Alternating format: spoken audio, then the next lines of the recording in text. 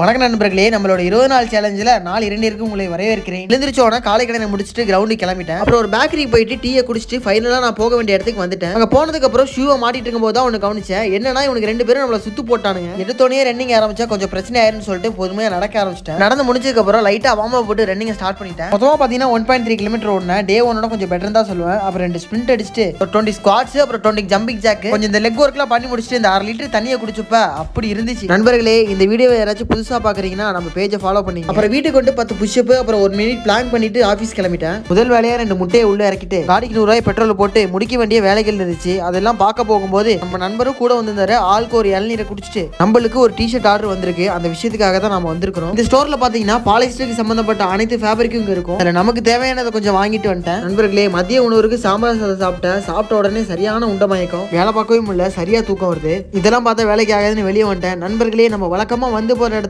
கரும்பு கொஞ்சம் உருவாகிட்டு வந்துட்டு இருக்கு. ஆனா அது இந்த பொங்கலுக்கு வெட்ட முடியாது, அடுத்த பொங்கலுக்கு வேணா பார்க்கலாம். அப்புறம் வீட்டுக்கு வந்து இன்னைக்கான கண்டென்ட் எழுதிட்டு ஆபீஸ் முடிச்சுட்டு பார்த்தா நம்ம ஆமினா தலையில ஏதோ கவுத்துக்கிட்டு மழை வருதுன்னு ஓடுறா. நண்பர்களே, அண்ணன் 2 ட்ராக் பேண்ட் வாங்கினேன். அப்புறம் இன்னொரு விஷயம், எல்லாரும் அந்த ரேஷன்ல கொடுக்குற 3000 பணம் வாங்கிருப்பீங்கன்னு நினைக்கிறேன். என்னன்னா இப்ப நான் அதை வாங்க கிளம்பிட்டேன். அவ்வளவுதான் நண்பர்கள். வழக்கம் போல நம்ம அண்ணன் வந்து பஸ் ஸ்டாண்ட்ல டிராப் பண்ணிட்டு கிளம்பிட்டாரு. பஸ் ஏறிட்டு செப்பலை பெதுக்கிட்டு நானும் மட்டையாயிட்டா. கடினமா இருங்க.